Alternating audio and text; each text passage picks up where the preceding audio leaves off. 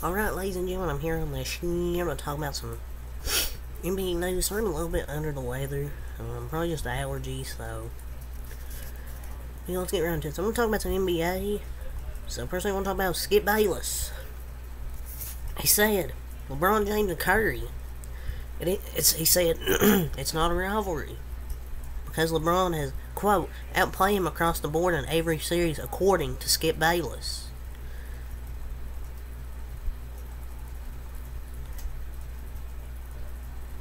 But he's just wrong here. But Skip said this. Wow, shocking. But he's wrong in my opinion.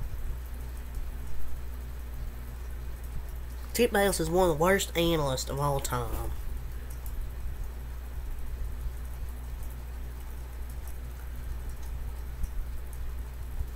This dude is a real hater. Like bro said, named all these players saying, "Ooh, better than Curry," but he said James Harden, Karl Malone, Bill Walton. This dude has no logic. He just speaks out of spite.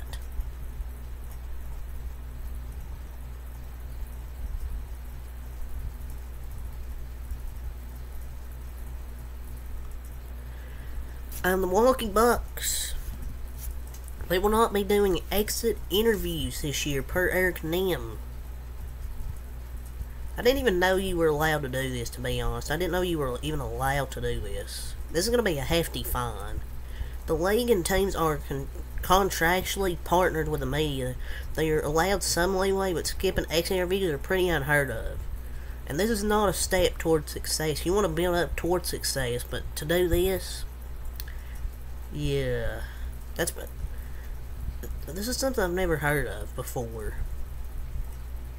But just sore losers. The Bucks just showing more and more that their true colors. They're sore losers, showing their true colors, and this sounds like a failure to me. But the lights were brighter than they expected.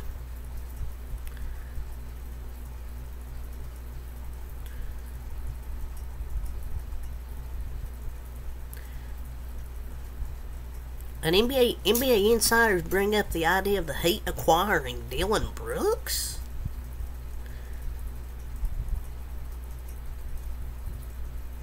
Really? Yeah, Heat fans don't want this dude. Quote, NBA insider. Even if they had cap space, I doubt they would want Dillon Brooks, okay? All jokes aside, though, he's going to sign with some NBA team, but he's still going to be trash. But I wonder if Heat fans will stay Heat fans if Dillon Brooks signed with them. But that wouldn't be a good fit, in my opinion. But if I was a Heat fan, I would say, no, we're good. I'll keep the team we have. A quote, NBA insider should never bring up that idea again.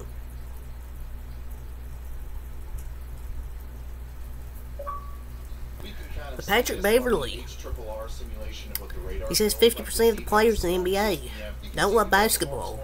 On the Pat Bev podcast, he said, quote, most teammates I know who don't love basketball are really fucking good ones. The preparation is different when you have so much skill that you can just show up to the game and get a motherfucking 30. That might work against other teams that aren't that good, but you can't do that in the playoffs, quote. So he's basically saying 50%, about half the players in the NBA, they don't love basketball.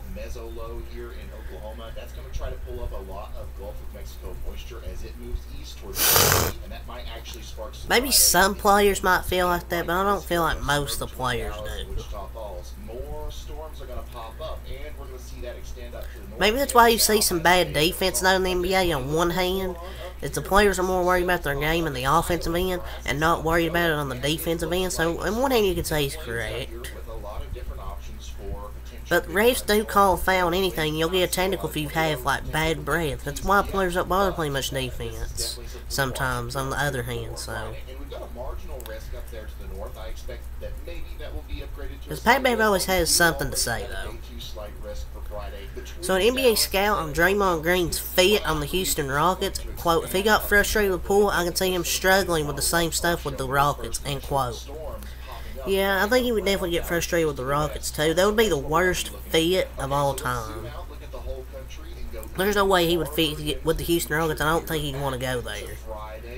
Draymond Green's going to stay with the Warriors at this point. I mean, imagine him with 4 championships going to a team full of players with none. He won't respect anybody there enough to calm his antics. He needs to stay with the Warriors. There's no way he's going to go with the Rockets. That would be the worst fit of all time. I don't even know why this is a headline. You guys are going to be dealing with a lot of heavy rain here, and then watch how that boundary kind of stalls out during the day on Friday, and then as we go. The Cavs are expected to dangle Isaac Okoro's name on the trade market per Miko Hoops. Cleveland and Memphis in the same boat. They both need upgrades at the small forward position. But what do you hope to get back, though, in return for Isaac Okoro? Hope they aren't expecting much back. He ain't good. He's trash. Dude can't shoot worth a shit. I mean, he had a decent playoff series on the Cavs, but he's just not good. So this could cause some flooding problems. If you live in a flood-prone area, please be aware of this. This is one of those systems where it's hit or miss. Okay, whenever that boundary really stalls out and we get those training thunderstorms. The Carton Show on got a top 5 players you don't want taking the last shot. Number 1 had LeBron, 2 Poole, 3 Draymond, 4 Smart, 5 Randall. It depends on when the last shot takes place for LeBron, but LeBron literally just hit a last-second shot last week.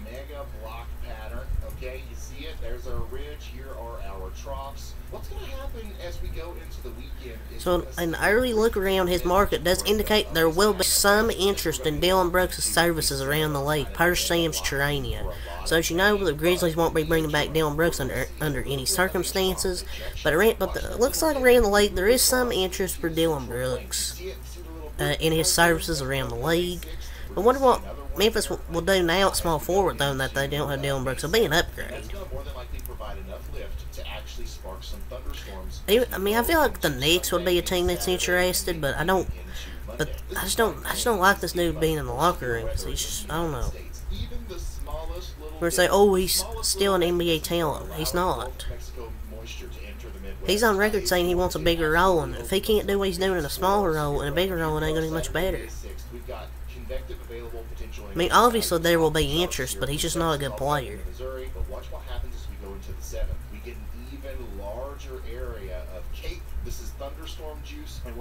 So Evan Turner and Jason Tatum's ranking the NBA. I like Tatum more than Giannis and Jokic, quote, said Evan Turner on Jason Tatum's rank. This is prior Celtic bias. I mean, that's his friend, so that's understandable. But honestly,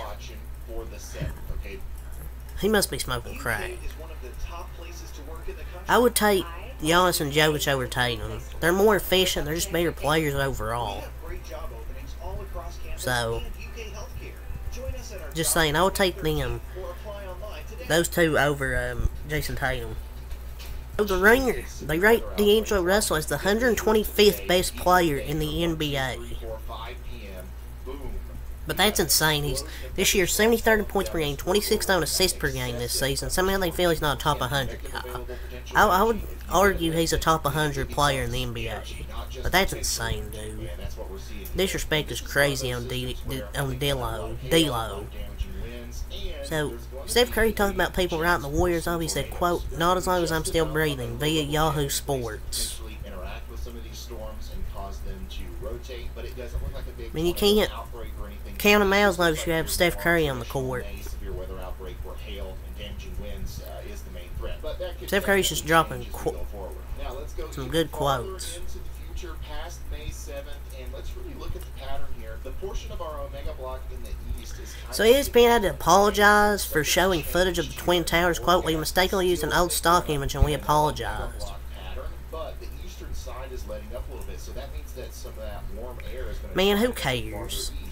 It happened, but nothing's going to change that. I'm not going to play about that. Kendrick Perkins says Steph Curry's the greatest point guard to ever play the game of basketball, period. You can make the argument between Magic Johnson and Steph Curry, but the thing is, they're just two different point guards. They play two different styles. Because Magic with his height could attack the paint, was a really great passer, great playmaker. Steph Curry mostly plays like off the ball, and sometimes Steve Kerr actually lets him game plans him to be ball dominant, have the ball in his hands. And obviously the best shooter ever, so they both play two different styles. So Ringer.com's updated player rankings have Nikola Jokic at 1, Giannis 2, Steph Curry 3, Joel Embiid 4, Kevin Durant 5, Luka Doncic 6, Jason Tatum 7, Kawhi 8, Jimmy Butler 9, Devin Booker 10, SGA 11, Damian Lillard 12, AD 13, John Morant 14, LeBron James at 15. Jimmy, I would have Steph Curry over Giannis right now after Giannis's first round exit. I would move Steph Curry up to 2. LeBron James over SGA. I would move LeBron up. He's better than 15. As much as I don't want to hate on him, he's not going to be 15 on my list. The Lakers are not interested in pursuing Kyrie Irving. People still trying to bring up, oh, the Lakers could pursue Kyrie Irving this offseason. It's not going to happen. Get over it. Having a better rotation overall, deeper squad is better than going all out with three elite players. Obviously, he's better than D'Angelo Russell, but you want to keep that team chemistry you have right now. Christian Wood is not expected to return to the Mavericks. That was already reported not too long ago. But thanks a lot, Jason Kidd. Because starting he didn't, now he's going to leave. Isaiah Thompson announced that he will continue his playing career. I'm 100% back. I'm not going to compare what I was 5 years ago when I was in Boston, but I feel that same way. I feel he's a good bench scoring guard. I think he can still be a sixth man, but you've got to surround him with defensive players in those lineups. He can definitely anchor a second unit scoring-wise, possibly, I think. Dylan Brooks not going to change the way he plays. Of course he isn't. Most people are scared to compete. That's why they get rattled or feel some type of way when I play against them. Oh yeah, they get scared. They're shaking in their boots. Man, he'll have a great time in China. That's going to be his next team. Some leaked news here. He's going to be playing for China. And DeAndre Ayton and Chris Middleton have been floated as possible targets for the Dallas Mavericks. Man, the Mavs will still find a way to start Powell over DeAndre Ayton. Anything's an upgrade over Powell. I don't think DeAndre Ayton's here. He just plays too soft.